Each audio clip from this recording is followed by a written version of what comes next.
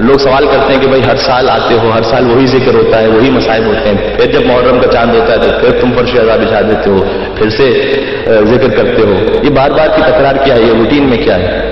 تو تکرار کی ایک وجہ تو یہ ہے کہ اسلام میں ہر وہ چیز کہ جو اہم ہے اس کی تکرار کی گئی ہے. خاص طور پر ایک نبی خدا نے قربانی پیش کی تھی. ابراہیم نے اسماعیل کو ذبح کیا تھا، کرنا چاہتے تھے لیکن ان کے بجائے اللہ نے دمبا بھیج دیا، وہ قربان ہو گیا. اللہ کو ایک نبی خدا کی قربانی اتنی پسند آئی کہ ہر سال اس کی سنت منانا یہ تمام مسلمانوں پر، لہذا یہ تکرار کرنا. وہاں نبی خدا نے قربانی دی تھی، بچ گیا تھا، بیٹا ان کا بچ گیا تھا. یہاں 3 دن کا بھوکا پیاسا ایک نبی خدا کا نواسا شہید ہو گیا تھا. ہم ہر سال یاد نہ منائیں، ہم اس کی تکرار نہ کریں. اور جب تکرار انسان کرتا ہے، یہ تکرار ایک بات کا اعلان ہے. یاد رکھیے گا جتنے آپ یہاں تشریف فرمائیں، ایک بات کا اعلان ہے. یہ سقراط کا نام آپ نے سنا ہوگا. سقراط یہ استاد ہے ارسطو کا، اور ارسطو استاد ہے افلاطون کا. تو سقراط اسے وہ یونانی فلسفی تھا اور بڑا مشہور فلسفی تھا. اور جتنا جو بڑا عالم ہوتا ہے، اگر وہ درباری نہ ہو، حکومت والا نہ ہو، تو حکومت کو چڑ ہوتی ہے اس سے. تو اس دور کی جو حکومت تھی یونان کی، اس کو چڑ تھی اس سے، سقراط سے. تو سقراط کو بلایا اور سقراط کو بلا کر بادشاہ نے کہا کہ دیکھو وہ ایک تفصیلی فلسفی موضوع ہے، مجھے اس پہ نہیں جانا. ایک مسئلہ تھا کہ دیکھو تم ہماری بات کرو ورنہ تمہیں قتل کر دیں گے. سقراط نے کہا کہ نہیں، میں اپنے علم سے پہنچاؤں کہ تمہاری بات غلط ہے، میں بادشاہ وقت کی بات نہیں مان سکتا، کہ تمہیں قتل کر دیں گے. مجھے قتل ہونا منظور ہے لیکن میں ناحق کلام کی زبان سے جاری نہیں کروں گا. قتل کر دیا گیا اسے. اگر قتل کرنے والے وہ بھی یونان کے تھے بادشاہ، اور سقراط یہ بھی یونان گریک وہاں سے تھے، یہ دونوں وہیں سے تھے. تقریباً آج سے کچھ 50-60 سال پہلے کی بات ہے. یونان میں ایک کیس اوپن کیا گیا اور کیس میں باقاعدہ ایک جج بٹھایا گیا اور اس میں دونوں طرف سے وکیل آئے. جیسے کیس لڑا جاتا ہے، بادشاہ اس دور کا جو بادشاہ تھا، یہ کب کی بات ہے؟ یہ ہزاروں سال پرانی بات ہے، سقراط کا واقعہ. تو انہوں نے کہا بھائی ہم ایک کیس ڈیولپ کریں گے. جو بادشاہ کی طرف سے وکیل تھا اس نے بادشاہ کے حق میں دلائل دیے، اور جو سقراط کی طرف سے وکیل تھا اس نے سقراط کے حق میں دلائل دیے. اس کے بعد فیصلہ ہو گیا کہ جناب بادشاہ کا کام غلط تھا اور سقراط حق پر تھا. ہم یہ فیصلہ کرتے ہیں. ہم یونانیوں سے کہیں گے کہ بھائی ہم نے فلسفیوں کے بارے میں سنا تھا، بڑے عقل مند ہوتے ہیں، تو واقعی عقل سے پیدل ہیں کہ جو ہزاروں سال پرانا ایک واقعہ ہو چکا ہے، اس پر اب کیس ڈیولپ کر رہے ہیں اور دونوں طرف سے وکلا آ کر فیصلہ کر رہے ہیں. اور جیوری نے فیصلہ دیا کہ جناب علی سقراط حق پر تھا اور جو بادشاہ تھا وہ ناحق تھا. تو ایسا کیوں کیا آپ نے؟ تو انہوں نے جواب دیا کہ بھائی دیکھو بات یہ ہے کہ سقراط کو قتل کرنے والے بھی یونانی تھے اور سقراط بھی یونانی تھا، اور ہم بھی یونانی ہیں، ہم بھی یونان سے تعلق رکھتے ہیں. تو ہم یہاں فیصلہ کر کے یہ بتلانا چاہتے ہیں کہ ہم قتل کرنے والے یونانی نہیں ہیں، ہم سقراط والے یونانی ہیں. اور ہم یہاں پر یہ کہنا چاہتے ہیں کہ ہم سقراط کا ساتھ دینے والے یونانی ہیں، وہ دوسرے والے یونانی نہیں ہیں. سید الشہداء کو جو قتل کیا، وہ جو قتل کرنے والے تھے وہ بھی اپنے آپ کو مسلمان کہنے والے تھے نا. وہ کہہ رہے تھے کہ بھائی جلدی حسین کو قتل کرو. یہ جملہ ہے تاریخ میں، اللہ اکبر، جلدی حسین کو قتل کرو، نماز کا وقت ہو رہا ہے. ایسے نماز پڑھنے والے تھے. تو کیسا تمسخر ہوا اسلام کی تقدیر کے ساتھ، کٹا شبیر کا سر نعرہ تکبیر کے ساتھ. تو وہ بھی مسلمان اپنے آپ کو کہنے والے تھے. اور سید الشہداء وہ تو ہیں ہی اسلام کے بانی. تو یہاں سے بھی مسلمان اور وہاں سے مسلمان. غور فرمائیے گا، ہم جو ہر سال آتے ہیں مجلسوں میں یہ کیوں آتے ہیں؟ یہاں سے بھی مسلمان تھے، وہاں سے بھی مسلمان تھے، اور ہم بھی اپنے آپ کو مسلمان کہنے والے ہیں. ہم ہر سال حسین کا غم منا کر اس بات کا اعلان کرتے ہیں کہ ہم قاتلوں والے مسلمان نہیں ہیں، ہم حسینیوں والے مسلمان ہیں. یہ اعلان ہے اس بات کا. یہ سید الشہداء کی یکجہتی کا اظہار ہے کہ امام حسین اسلام کے اور جو قاتل حسین ہے. بعض لوگ یہ اعتراض کرتے ہیں کہ یہ تو شیعہ تھے جنہوں نے بلایا تھا خط لکھ کر کوفہ میں، اور شیعوں ہی نے امام حسین اسلام کو قتل کیا ہے. میں اس بحث میں نہیں پڑھنا چاہتا وہ شیعہ تھے یا کوئی اور تھے. ان کا نام شیعہ تھا، اور شیعہ تاریخ میں فقط ایک قوم کو نہیں بہت سی اقوام کو کہا جاتا ہے. اور یہ اصل میں کون سے لوگ تھے جنہوں نے امام حسین اسلام کو بلایا تھا؟ میں صرف اتنا کہتا ہوں، جو ہم پر اعتراض کرنے والے ہیں تو پھر اتنی جرأت رکھیں کہ اگر وہ شیعہ تھے تو کوئی بھی ہو کہ جس نے امام حسین اسلام کے قتل میں اپنا کردار ادا کیا ہے، ہم تو ان پر لعنت بھیجتے ہیں. آپ اتنی جرأت کریں کہ ان پر لعنت بھیج سکیں. جو لعنت بھیجنے والا ہے اس پہ الزام لگا رہے ہو کہ یہ تم میں سے تھے. ہم تو لعنت بھیج رہے ہیں، تمہیں ہمدردی ہو رہی ہے. ذرا ذرا سی بات پر کفر کے فتوے دینے والے آج تک یزید کے بارے میں کفر کا فتویٰ نہیں دے سکے کہ بھئی وہ کافر تھا. یہ عجیب تماشا ہے. اچھا جو رسول کی مدد کرے ابو طالب، نعوذ باللہ وہ کافر. اور جو غم حسین میں روئے یہ بھی بدعت، وہ بھی کافر. جو رسول سے جنگ کرے حاکم شام کا باپ وہ مسلمان ہے. جو نواز رسول کو قتل کرے یزید یہ بھی مسلمان کا غلطی ہو گئی. رسول سے جنگ کرنے والا مسلمان، رسول کے نواسے کو قتل کرنے والا مسلمان، رسول کی حمایت کرنے والا ابو طالب کافر، رسول کے نواسے کے غم میں رونے والا کافر. یہ کون سا کفر اسلام کا معیار ہے؟ آپ یزید کے بارے میں تمدن بلال پوچھتے ہیں. اور حضرت موسیٰ کو وحی کی تھی پروردگار نے، وحی کی تھی، کہا تھا کہ اے موسیٰ لو سألتنی فی الاولین والآخرین، تو اولین اور آخرین میں سے کسی کے بارے میں بھی مجھ سے دعا کر کہ پروردگار اس بندے کے گناہ کو بخش دے، تو لأجبتک، میں تیری دعا کو قبول کروں گا. اے موسیٰ میں دعا کو قبول کروں گا. ما خلا قاتل الحسین، سوائے حسین کے قاتلوں کے. حضرت موسیٰ کو کہا تھا حسین کے قاتل کے بارے میں اگر تو نے کہا تو پروردگار اسے بخش دے. ما خلا قاتل الحسین، اسے نہیں بخشوں گا. فإنی انتقم، میں خود حسین کے قاتلوں سے انتقام لوں گا. زیارت واسطہ کا جملہ ہے السلام علیکم اثار اللہ بدلہ تارے، سلام ہو اس پر کہ جس کے خون کا بدلہ اللہ کو لینا ہے اور جس کے باپ کے خون کا بدلہ اللہ کو لینا ہے. تو میں انتقام لوں گا. اور حسین کے قاتلوں میں کون کون؟ فقط یزید شامل نہیں ہے. آج کے دور سے ریلیٹ کر رہا ہوں اسے. عمر سعد اور ملا، خدا ان پر لعنت کرے، یہ سب کے سب یہ تو ہیں، یہ تو حسین کے قاتلوں میں ہیں. پوری یزیدی فوج ہے. لیکن قرآن نے ہمیں ایک اصول دیا ہے، یہ اصول یہاں سے لیتے ہوئے جائیے. کون کون قتل حسین میں شریک ہے؟ قرآن نے سورہ مبارکہ والشمس، بسم اللہ الرحمن الرحیم، والشمس وضحاها والقمر اذا تلاها والنهار اذا جلاها واللیل اذا یغشاها والسماء وما بناها والارض وما طحاها ونفس وما سواها فالهمها فجورها وتقواها. آگے کیا فرمایا؟ کذبت ثمود بتقواها اذ انبعث اشقاها فقال لهم رسول الله ناقة الله وسقياها فكذبوه فعقروها. یہ آیت سورہ شمس کی آیت، یہ بڑی قیمتی آیت ہے امام حسین السلام کے قتل کے عنوان سے کہ کون کون قاتلان حسین کے دائرے میں شریک ہے. اور فرمائیے گا والشمس وضحاها، قرآن کا کوئی سورہ ایسا نہیں جو 10 قسمیں کھانے کے بعد شروع ہوتا ہو. 10 قسمیں کھائیں گے. والشمس وضحاها، سورج کی قسم اور اس کی روشنی کی قسم. والقمر اذا تلاها، چاند کی قسم جو سورج کے پیچھے آ جائے. والسماء وما بناها، آسمان کی قسم اور اس کے بنانے والے کی قسم. والارض وما طحاها، زمین کی قسم اور اس کے بچھانے والے کی قسم.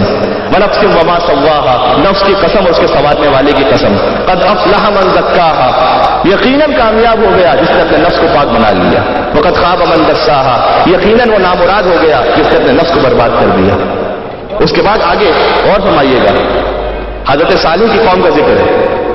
فکذبوہ فعقروها، یہ وہ لوگ تھے جنہوں نے حضرت صالح کی اونٹنی جو معجزہ تھا، سب جانتے ہیں نوجوان ساتھی، ان کے لیے گزارش کر دوں اگر نہیں معلوم کسی کو کہ حضرت صالح کے دور میں جو ان کا معجزہ تھا، پہاڑ سے ایک اونٹنی باہر آئی تھی اور وہ اونٹنی اس بات پر دلیل تھی کہ حضرت صالح نبی خدا ہے اور اسے اللہ نے کہا تھا کہ یہ میری نشانی ہے اور کوئی اس اونٹنی کو قتل نہ کرے.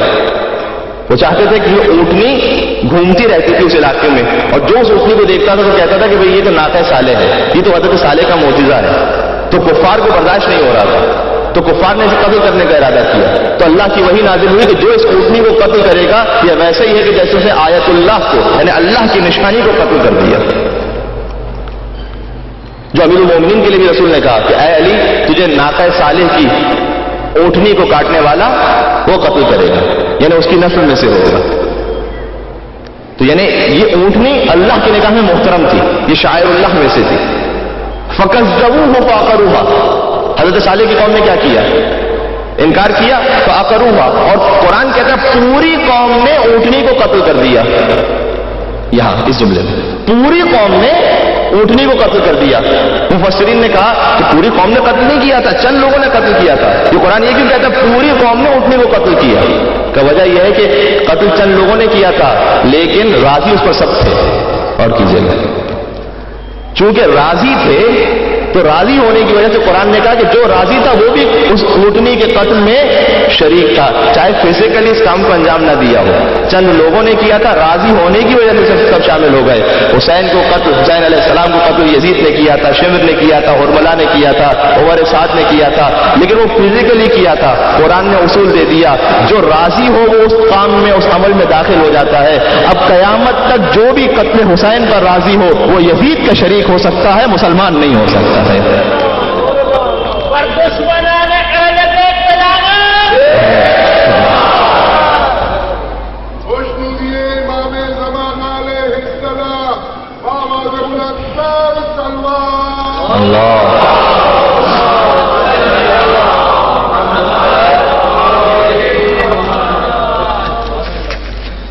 لہذا آج جو کوئی قتل حسین پر راضی ہے، چاہے وہ کوئی نائک ہو یا نالائق ہو، سب کے سب اس جرم میں شریک ہیں۔ اصل امام حسین علیہ السلام نے تو اپنا کیس اتنا اسٹرانگ کیا ہے، علامہ ذیشان جوالی صاحب علی اللہ مقامہ، ان کے تحریر کے بہت سے جملے بڑے خوبصورت ہیں۔ ان کا ایک جملہ تھا کہ امام حسین علیہ السلام نے اتنا اسٹرانگلی اپنے کیس کو پٹ اپ کیا ہے، آج اگر کوئی یزید کی حمایت کرنے والا بھی ملتا ہے تو یہ نہیں کر سکتا کہ حسین کی مخالفت کرے اور یزید کی حمایت کرے۔ وکیل صفائی بننے والے ملیں گے یزید کے، اور سمجھیے گا، وکیل صفائی بنیں گے خالی یزید کے، بھائی یہ ہو گیا، ایسا ہو گیا، اسے تو پتہ ہی نہیں تھا، وہ تو ابن زیاد نے کر دیا، اسے کیا پتا، وہ تو شام میں بیٹھا ہوا تھا۔ کہ امام حسین علیہ السلام نے یزید کو اتنا داخل اسلام کر دیا، جو دل سے اسے چاہتا ہے وہ بھی حمایت پر تیار نہیں ہے، کھول کے نہیں کر سکتا۔ یہ سب کے سب شریک ہیں، یہ تمام قتل حسین کے جرم میں شریک ہیں، یعنی ان کا نام لکھا جائے گا، ان سے ویسے ہی حساب کتاب ہونے والا ہے۔ اور ہمارے تو لہٰذا ہم یہاں مجلس میں آ کے بتاتے ہیں کہ ہم حسینی والے مسلمان ہیں، ہم قاتلوں والے مسلمان نہیں ہیں، یہ تو ہم اس بات کا اعلان کرتے ہیں۔ لوگ سوال کرتے ہیں، کہتے ہیں کہ قرآن میں بتلائیے، قرآن میں کہاں ہے، قرآن میں کہاں لکھا ہوا ہے کہ اس ساتھ ماتم کرو، ساتھ عزاداری کرو۔ جناب علی، قرآن میں تقریباً 6666 جو آیتیں ہیں، کیا اس میں پورا دین موجود ہے؟ کیا اس میں سب کچھ موجود ہے؟ اگر ایسا ہے تو خدا کی قسم تمام مسلمانوں کو چیلنج کر رہا ہوں، فجر کی 2 رکعت نماز فقط قرآن سے نہیں بتا سکتے، فقط 2 رکعت نماز فجر کی پڑھ کے بتائیں۔ آج رات گزرے گی نا، کل فجر، تو جب نماز کا موقع آئے گا تو جب نماز کے لیے آپ کھڑے ہوں گے، آپ کہیں گے اللہ اکبر، تو اللہ اکبر سے پہلے ہم نے سوال کر لیا، ہم نے کہا قبلہ کون سی نماز پڑھ رہے ہیں؟ کہا کہ فجر کی نماز ہے۔ ہم نے سوال کیا کہ کتنی رکعت پڑھیں گے؟ کہا 2 رکعت۔ ہم نے کہا قرآن سے بتائیے،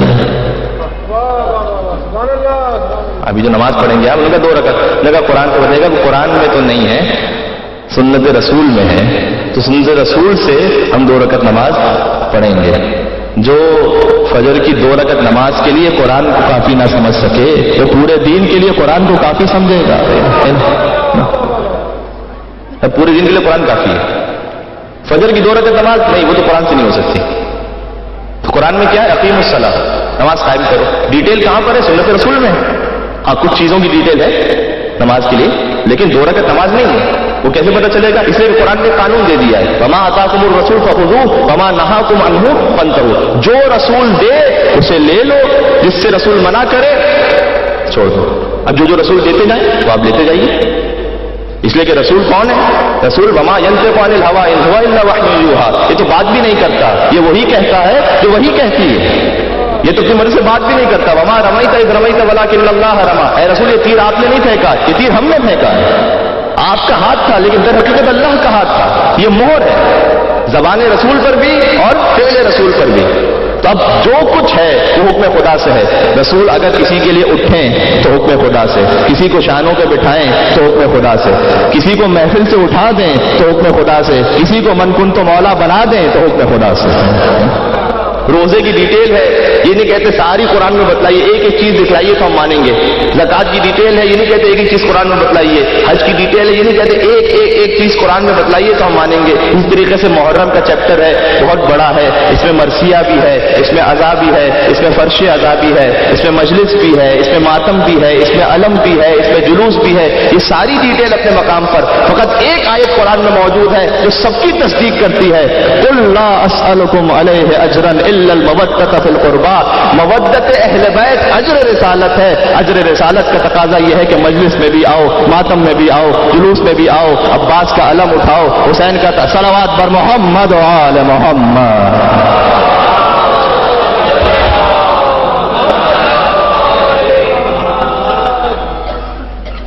یہ اجر رسالت سے تقاضا ہے.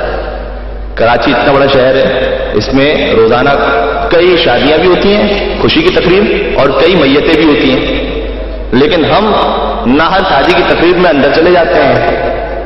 بھوک لگی ہو کسی کو تو الگ بات ہے, لیکن ویسے تو نہیں جاتے خوشی منانے کے لیے. اور نہ ہر میت جو گزر رہی ہوتی ہے وہاں بیٹھ کر آنسو بہانے لگتے ہیں. کتنی میتیں سامنے سے گزرتی ہیں, ہر میت پہ تو آنسو نہیں بہاتے, لیکن اپنے خاندان کی, اپنے گھر کی ہو تو انسان کو جس سے محبت ہوتی ہے اس کی خوشی میں خوش ہوتا ہے, اس کے غم میں غمگین ہو جاتا ہے. ہمیں علی اور اولاد علی سے محبت ہے. جہاں وہ خوش ہوتے ہیں ہم خوش ہو جاتے ہیں, جہاں وہ غمگین ہوتے ہیں ہم بھی غمگین ہو جاتے ہیں. یہ اجر رسالت ہے, یہ ادا ہو رہا ہے اجر رسالت اس وقت. اور ان آنسوؤں کی وجہ سے حسن بھائی ایک شخص بیٹھ کے رو رہا ہے, ہمیں حسین السلام پہ بیٹھ کے رو رہے ہیں, آپ کو کیا تکلیف ہو رہی ہے؟ ہم تو بیٹھ کے رو رہے ہیں, کسی کو کیا تکلیف ہو رہی ہے؟ نہیں, ہمارا رونا یہ بتلا رہا ہے, یہ ہمارا رونا بتلا رہا ہے. اور آپ کا اعتراض, یہ جو آپ بار بار اعتراض کرتے ہیں نا رونے پر, یہ بتلا رہا ہے کہ رونے میں اتنی طاقت ہے کہ آپ برداشت نہیں کر پا رہے ہیں, ورنہ آپ اعتراض نہ کرتے. آپ کا اعتراض ہمیں سمجھا رہا ہے, خود بخود ہمیں اور محکم کر رہا ہے اندر سے. جنت البقیع میں پابندی لگی ہوتی ہے, چھوٹتے کھڑے ہوتے ہیں اندر. وہاں پر ایک صاحب آئے, زیارت پر جانے لگے, تو شہزادی ام المؤمنین کی قبر پہ جا رہے تھے, وہاں چھڑکا موجود ہے, روک دیا اس نے. اور وہاں تو جو چھڑکا ہوتا ہے پولیس والا وہ کھڑے ہو کہتا ہے روک روک, یہاں سے جاؤ, کچھ نہیں ہے یہاں پر, کچھ نہیں, یہاں سے جاؤ. اس نے بڑا ایک اچھا لطیف جملہ کہا ہمارے ایک ظاہر نے, کہا کہ تیرا کھڑا ہونا یہاں بتلا رہا ہے کہ کچھ نہ کچھ ہے یہاں پر. کچھ نہیں ہوتا تو کھڑا کیوں ہے یہاں پر؟ اتنا بڑا قبرستان ہے, یہیں کھڑے ہونے کی ضرورت کیا ہے؟ تو دنیا بھر میں ہر ایک رو رہا ہے, آپ کبھی اعتراض نہیں کرتے. آپ جب ہم پر اعتراض کرتے تو آپ کا اعتراض کرنا بتلا رہا ہے کہ اللہ نے حسین کی عزاداری میں طاقت رکھی ہے. پھر آپ کا اعتراض کرنا ہمیں سمجھا رہا ہے کہ ہم روتے ہیں تو تکلیف ہوتی ہے کسی کو, ہم تو بیٹھ کے رو رہے ہیں فقط, لیکن پریشانی ہوتی ہے کسی کو. تو اس گریے کو ہمیشہ سلامت رکھیں کہ آپ بیٹھ کر فقط یہاں گریا کرتے ہیں لیکن تکلیف کہیں اور ہوتی ہے. برحمتك يا أرحم الراحمين وصلى الله على محمد